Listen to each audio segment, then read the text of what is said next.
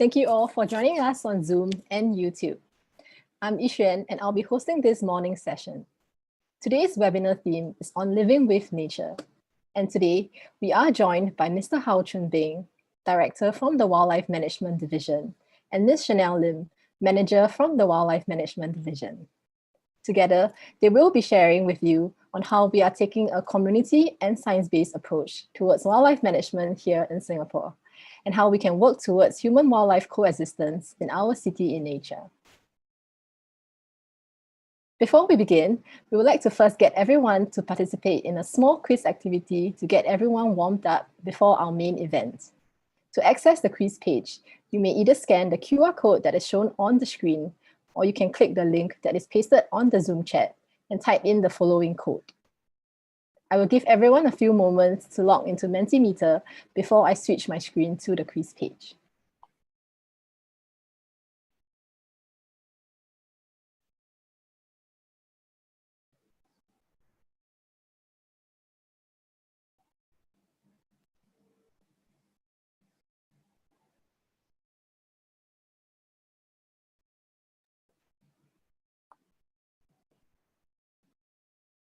All right, I see that some of you guys have entered.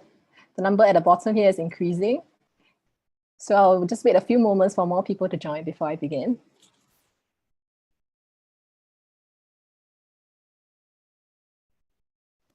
All right, let's begin. So the first question is, how are you feeling today? Are you happy, excited, sleepy, or curious? Oh, I see that most of you guys are happy and curious. That's great to know. Oh no, a few of you are sleepy. I hope that this morning session will really wake you guys up. All right, let's move on to the next question. The next question is, in one word, describe what you are looking forward to from today's webinar. It can be any word.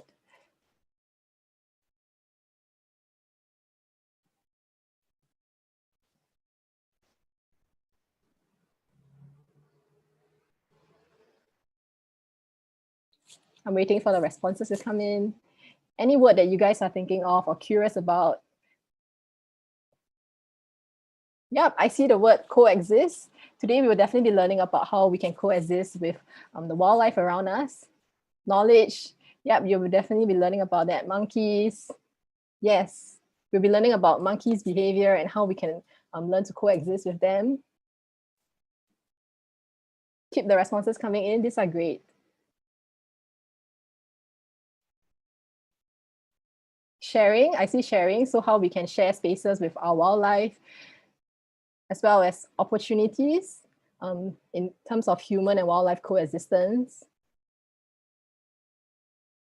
Great, so the bigger the words are, is the most common answer. So I'm seeing the word learn. So it's glad to know that a lot of you are actually curious and interested to learn more about human and wildlife management. That's great. Yeah, so thank you all for your active participation and responses. Now that we are all warmed up, let us kickstart the webinar proper. So before we begin, I would like to give everyone a heads up that there will be short quizzes throughout the presentations with seed packets to be won if you are the first to enter the correct answer in the Zoom chat. So do look out for that. With that, let me now invite my colleague, Mr. Hao Chun Bing, to take over the presentation. Chun Bing, please.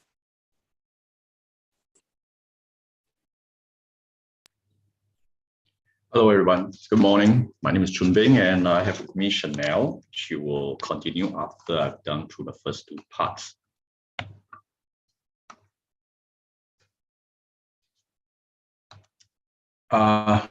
Yeah, so we've got about 30 minutes, and I've got about 20 slides, and I'll go through them with you. And they are basically split into three parts. We're talking about living in city nature, and then we talk about approaches to how we're going to live in that city. And then we'll do a case study on long-tail macaques, which Chanel will be presenting. At the start of Singapore's greening journey, the aim was then to just green up the island as quickly as possible for the purpose of providing shade and access to green spaces for all. And that was the beginning of our journey to becoming a garden city. Our greening strategy has evolved over the years, from providing colors to planting flowering shrubs, trees, to link up parks using the Park Connector network and encouraging developments to incorporate greenery to help improve our living environment.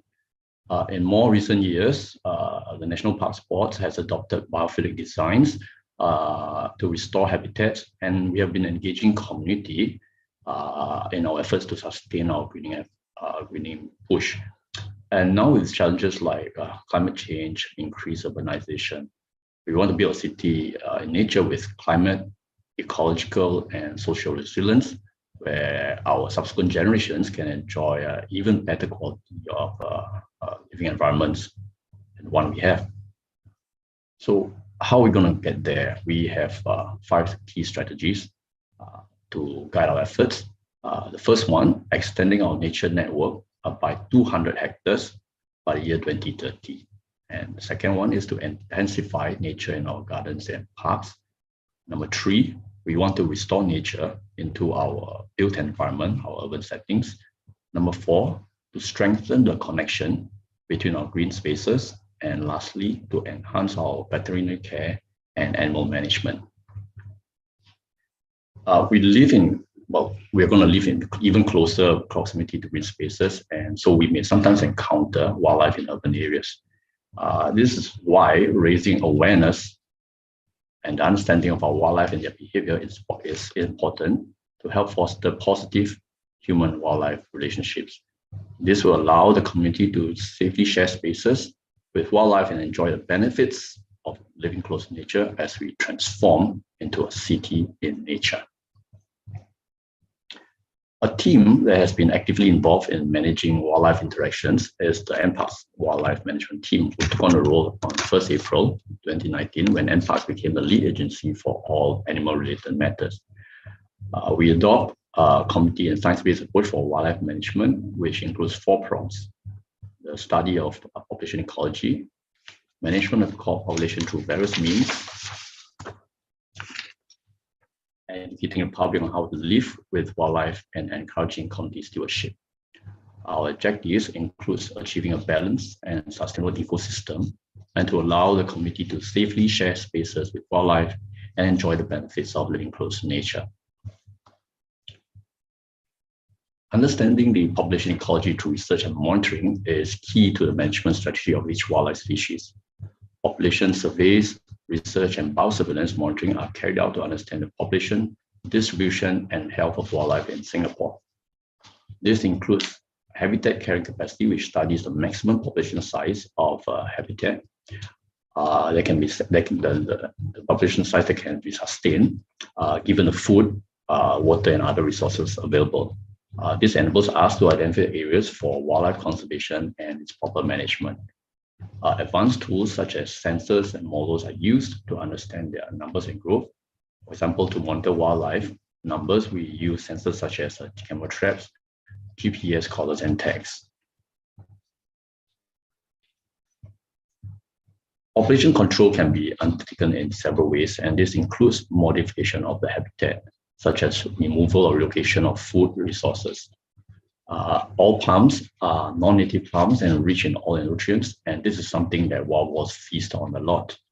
Studies, as you can see in the graph above the top graph, studies in all palm plantations around pastoral forests in Malaysia have shown that the wild boar numbers are very tightly correlated to the all palm production. Right? Another study shows that when you exclude wild boars from a certain patch of forest, in another story, it shows a high regeneration in the flora. So in areas where there's excluded, there's a high forestry sampling density, which means in simple terms that the population size of the wild boars is actually detrimental to the forest understory. So animal control can also be done through the use of exclusion measures. On the top left is an example of a well-built and maintained exclusion fence with a solid base. This is at Pasir Ris Park and is able to keep wild boars out of the property. This fence will also be able to prevent wild boars from digging underneath and then creating a tunnel to get through. So this is in contrast to the normal chain link fence that you commonly see deployed. Now those won't be able to work as well. Wildlife such as snakes are also commonly encountered in urban areas due to the availability of food such as rodents. To deter snakes and other wildlife such as otters, monitor lizards from entering a property, deterrence measures such as wire mesh can be put up at the fencing gaps to keep them out. Another method of management is the removal of food sources.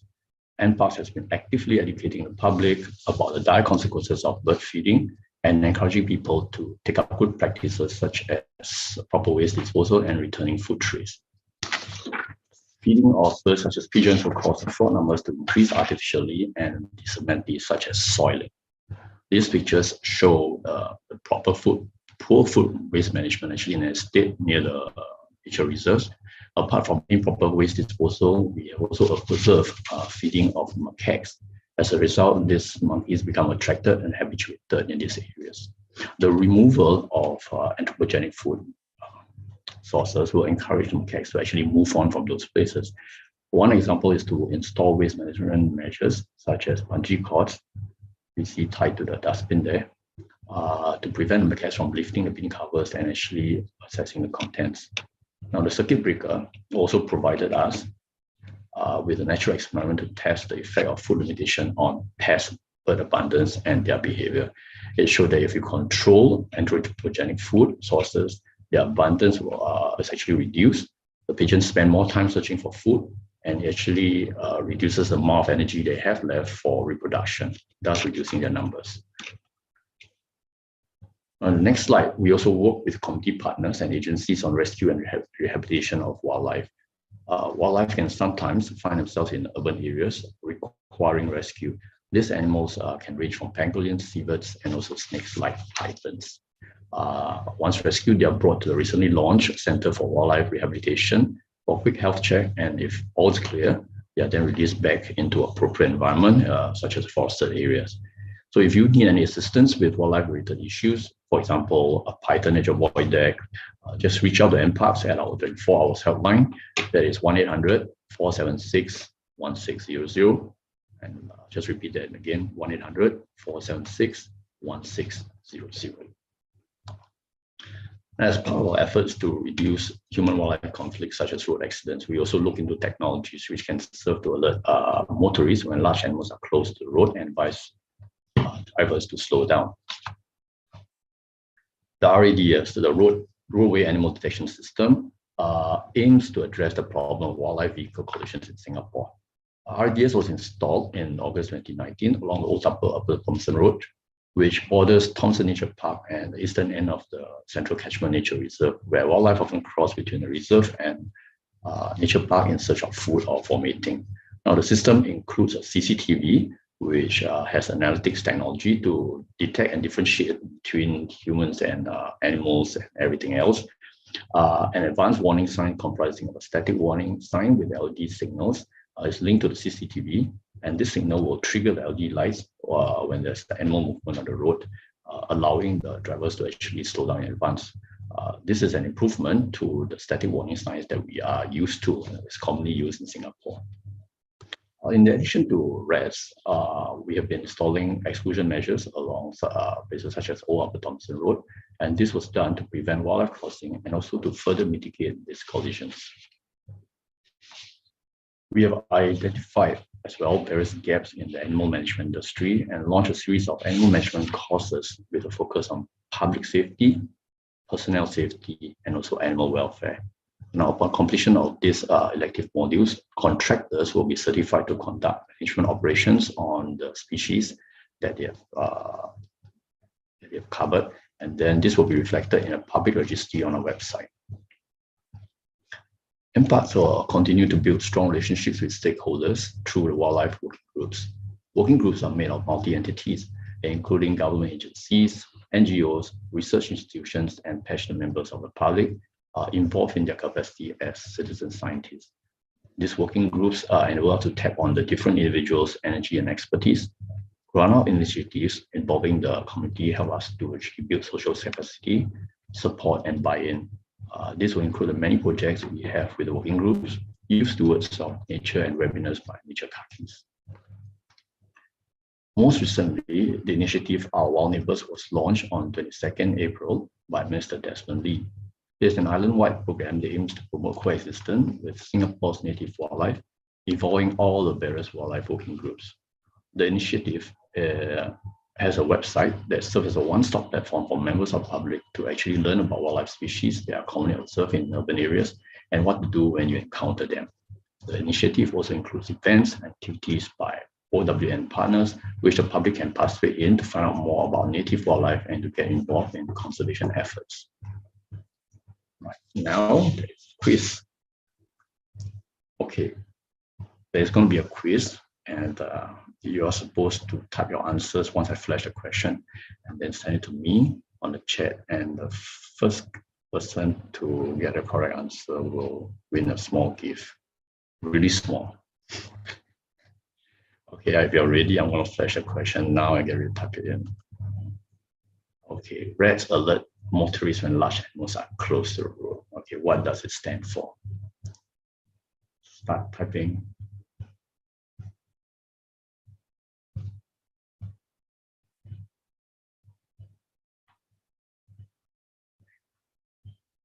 Okay, we have our winner. I'm going to flash answer now. Okay, we've got answer already, so it is D. And the winner is someone called DC. Hi, DC. Congratulations. You won a very small prize. I will get in touch with you on the very small prize. All right, thanks for participating. I'm going to hand over now to Chanel, and she'll talk about the case study of macaques. Right.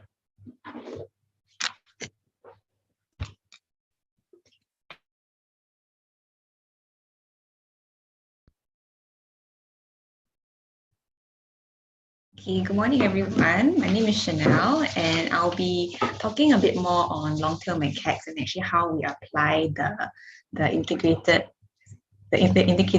approach when it comes to managing one of the most commonly seen animals in Singapore. Okay, so just a quick introduction. Firstly, just to introduce what macaques are, especially what are their key characteristics. So for macaques, they're actually very important in Singapore's forests because they act as seed dispersal agents. They're also highly social animals, so you do see them in pretty large groups, about 20 to even 40 individuals. And the important thing also to note is that they love going around the forest fringes. So they are edge habitat species, so they actually prefer to go and stay around the edge of the forest as compared to staying in the center, in the core of the forest. So this makes them actually more visible in our human-wildlife interfaces. They also have an adaptable feeding pattern, and this actually means that they range from a lot of food sources. They are quite generalist eaters, so they eat all kinds of fruits, veggies, crabs, other eggs as well as other invertebrates, but they also can supplement their diet with human food. All right, so moving on, here's actually a quick overview on how we actually apply an integrated approach to manage human-macaque interactions in Singapore. So you can see the four main prongs, and each of them have their own different set of measures. So for example, for population ecology, you have studies on macaque population, their territory. For population management, we actually implement monkey guarding and how we can actually reduce food sources. For public education, we have a lot of education programs and outreach programs to really raise greater awareness among the general public, and as well as community stewardship, where we also partner with members of the long-tail macaque working group. So I'll run through these measures all in detail in the next few slides. Okay, so firstly, population ecology. So in NParks, we actually do conduct habitat studies. So by examining their habitats, we can actually understand factors that actually contribute to the population of macaques. For example, it could be carrying capacity or the number of natural resources available. Okay, we also conduct an environmental impact assessment to actually preempt trends or try to plan ahead, especially when there are new developments coming up. We also use technology such as GPS collars, as you can see here on the photo. So we actually track macaque groups, as you can see, by installing GPS collars just to see what's their home range like and what their movement patterns are. Okay. Another thing is that we also do conduct a lot of on-site monitoring just to understand their behavior, to understand their population size as well.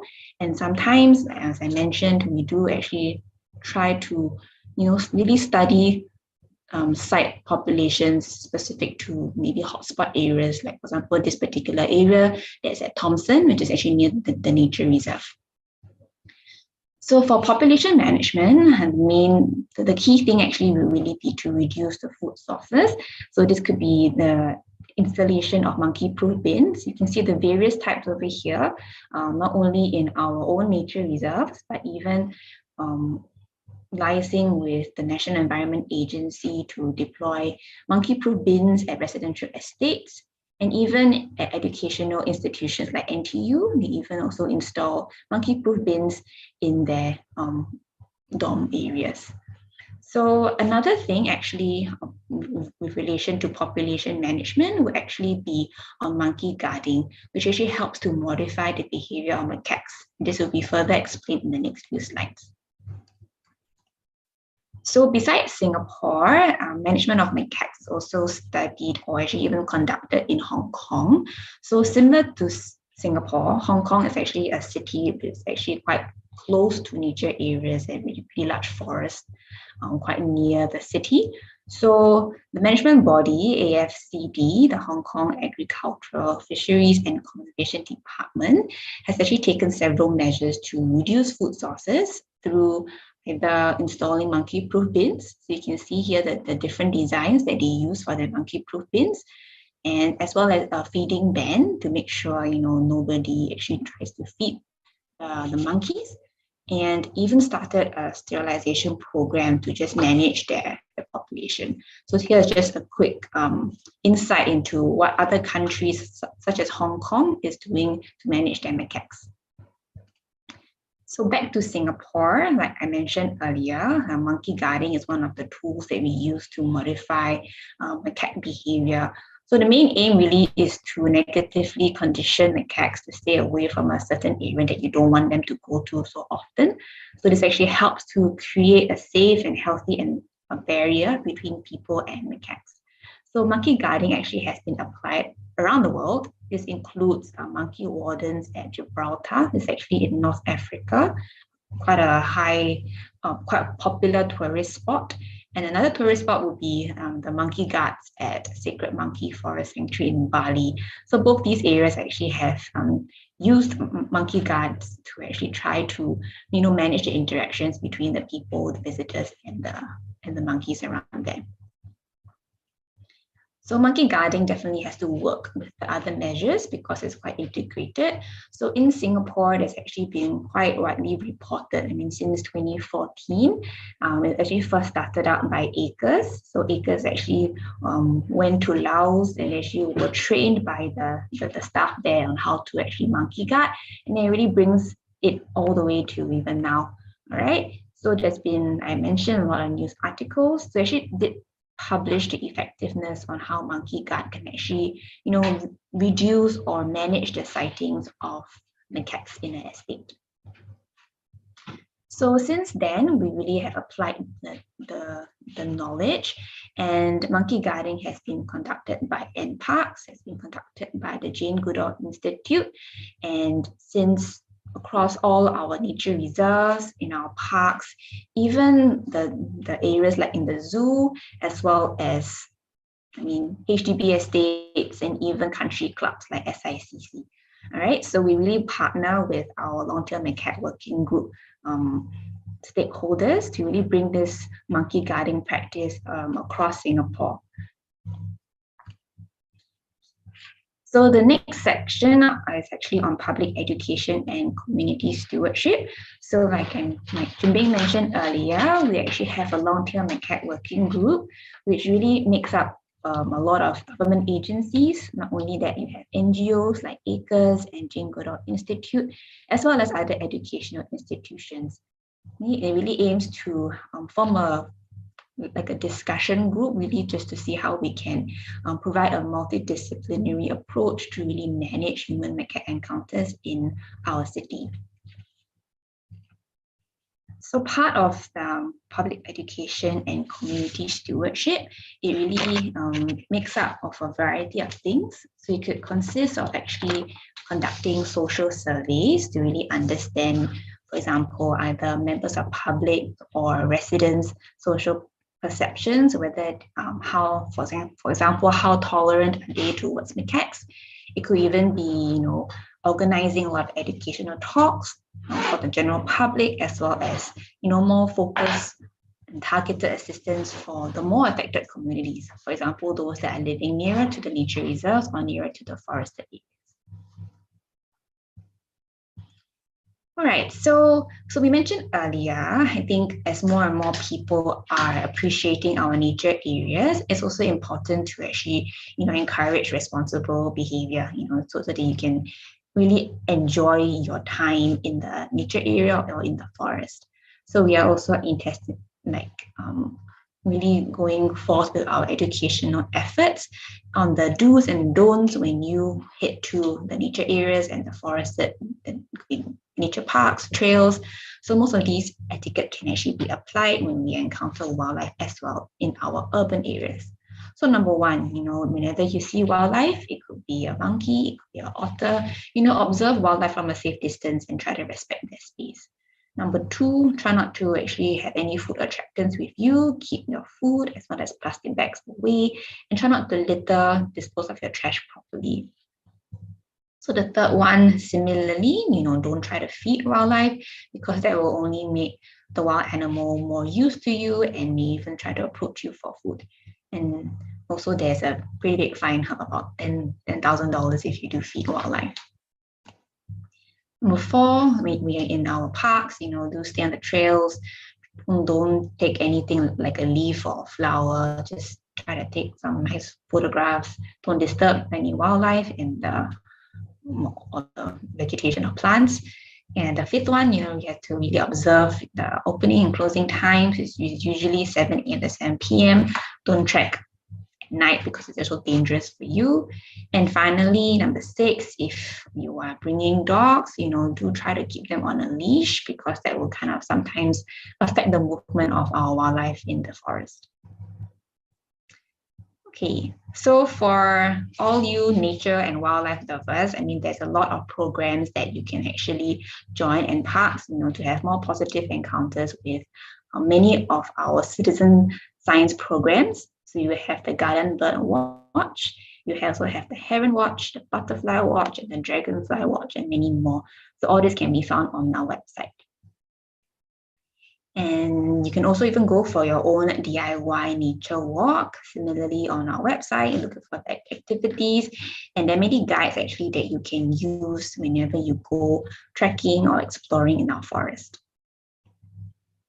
And finally, if you want to stay at home, you can also, watch our webinar series, not only on human-wildlife encounters, but also on a variety of animals. More details on long-tailed macaques, you even have wild boars, otters, even small mammals. So just feel free to access this link here when you want to, watch the webinar in your free time. Okay, and that's actually all for my section on macaques and wildlife etiquette and what to do. So similarly, there's actually a quick quiz. So you can actually privately direct message our chat. And yeah, same thing, fastest fingers wins. You get a little gift from us. So is everybody ready? I'll flash the question now. So long-term macaques are important for Singapore's forests. What role do they play? Let's just see your answers streaming in.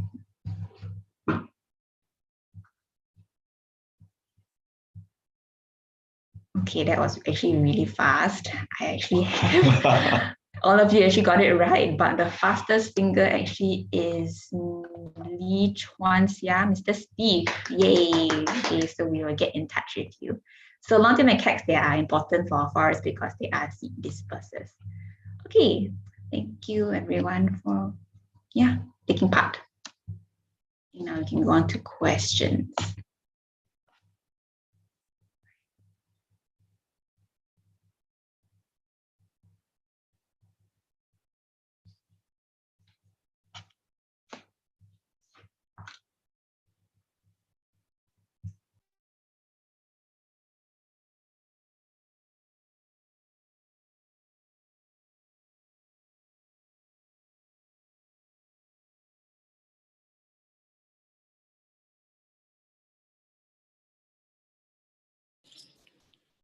Thank you, Chanel and Chumbing, for your insightful sharing. Sorry, everyone, I had a bit of technical difficulties.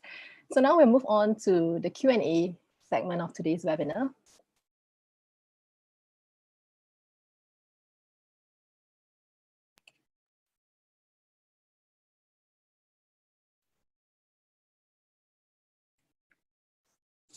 All right, so for this Q&A session, we will be addressing a few questions that some of you have indicated in the sign-up form.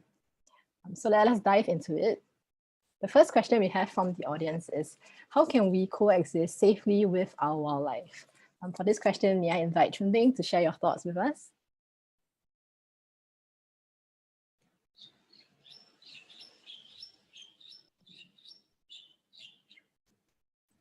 Chumbing, I think you're muted. All right, yep.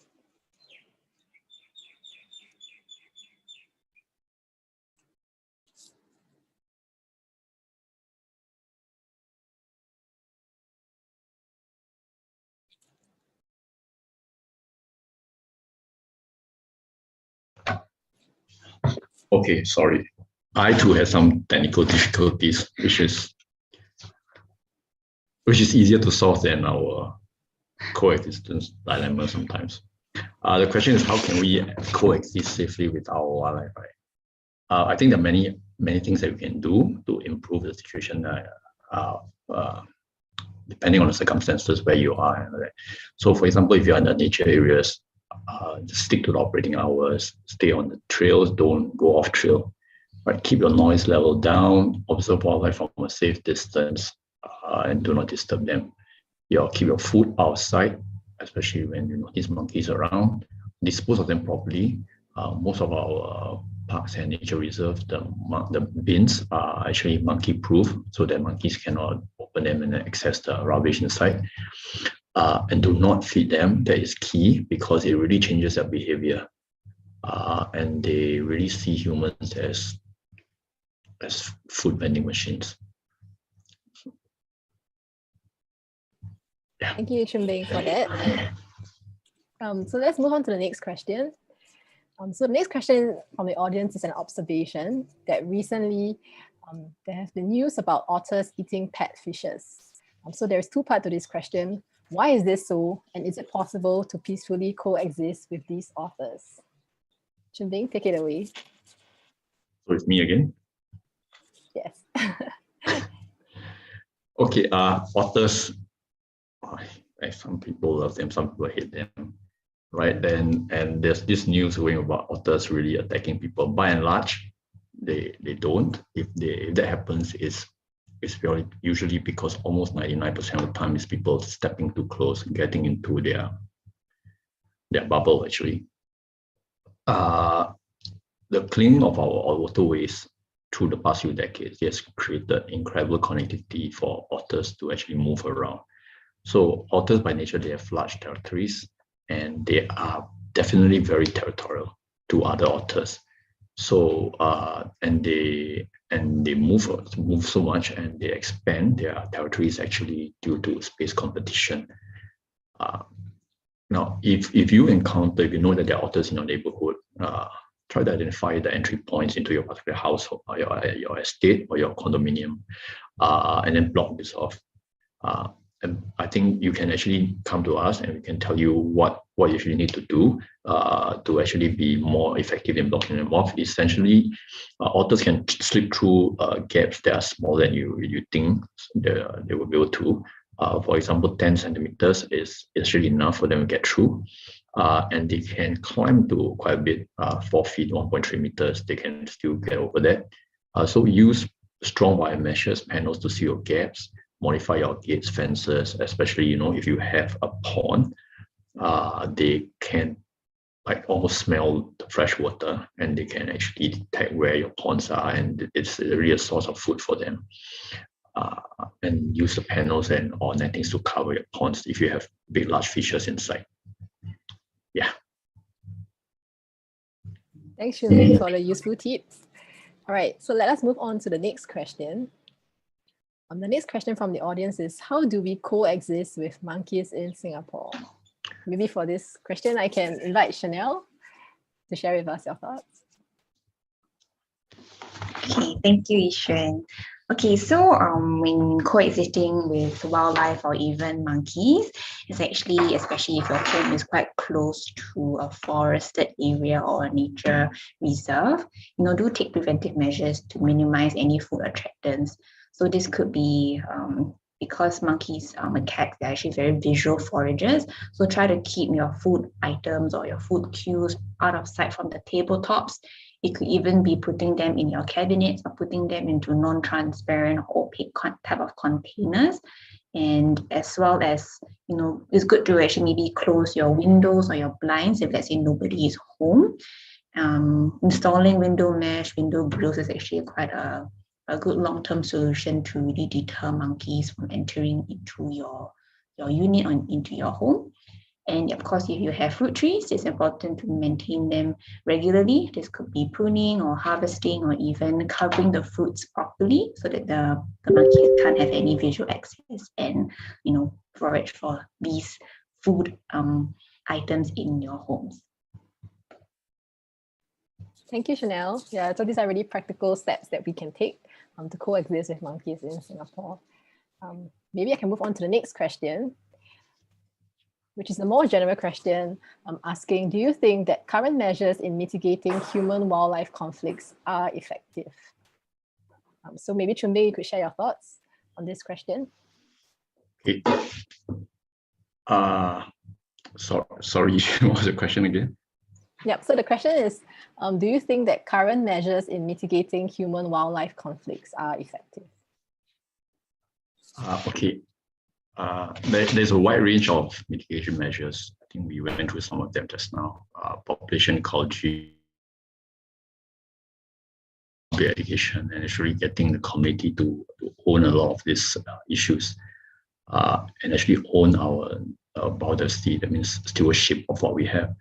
There is no one cause of conflict, no one single cause. There are many facets to it. And similarly, there's also no one single silver bullet to solve the conflict issue. What is important, I think, is to ensure that all the measures that we have and we are implementing are science-based, and then that we work together with the community to actually foster positive human-wildlife relationships. Thank you, Chunbei. So let us move on to the next question. So this question is focused on education as well as awareness. So what are the key things that you would like teachers to teach students in school to remember and practice when seeing wild animals? So maybe for this question, we can have both Chunbei and Chanel, but maybe Chunbei, you can kick us off first. Okay, we'll start with me, and then we'll switch over to Studio 2 where Chanel's in. Okay, what are the key things that we like teachers to teach their students? I think we went through some of this earlier. Stay on the trails when you're in a reserve or in a park looking for wild animals, right? To increase your chances of actually seeing wildlife, do keep your noise level down. On that score, I must say that the best school I've ever encountered in the nature reserve, where the students were impeccably behaved, almost no sound, probably as silent as the animals themselves, were primary school students from Japanese school. They were like incredibly impressive, right? They came, the teachers told them to hush, and they walk like they are tiptoeing throughout the whole journey. Very incredible, very impressive. Tell your students to not disturb the animals, keep their space, keep your food and your lunch boxes outside. Do not litter, do not feed the wild animals, because just reiterate that wild animals can actually find their own food in their natural environment. I think to summarize maybe three things, I usually say 3 Ds. Do not disturb, okay, the wildlife. Do not cause any damage to the environment. And lastly, do not do any silly things that will put you or your friends in danger. Okay. Over to Studio 2. Okay, thank you, Chun-Ming. Yeah, so do remember the 3Ds. Let's say you're a teacher or you're students, but of course this also applies to anybody going into our nature reserves or nature parks to really remember to really respect wildlife when you are going into their space. You know, always observe them from a distance away. You don't want to disturb them because no one wants to be disturbed in their own home.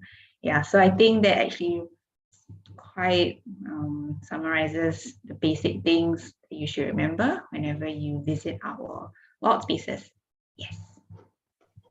Thank you, Chanel and Chun-Ming.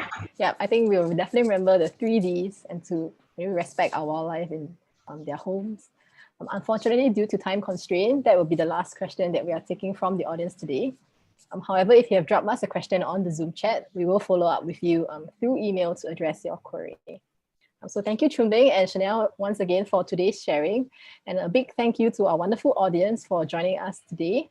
We hope that you have gleaned some insights into how we can safely share spaces with our wildlife while enjoying the benefits of living close to nature. Before you go off and enjoy the rest of your Saturday, we will greatly appreciate if you can take a few minutes to fill in the feedback form for today's webinar to let us know how we can better improve. Do also continue to stay connected with us via the various social media platforms such as Instagram, TikTok, YouTube, and Twitter, and we will be sharing the links in the Zoom chat. With that, we thank you and wish you a wonderful day ahead. Bye, everybody.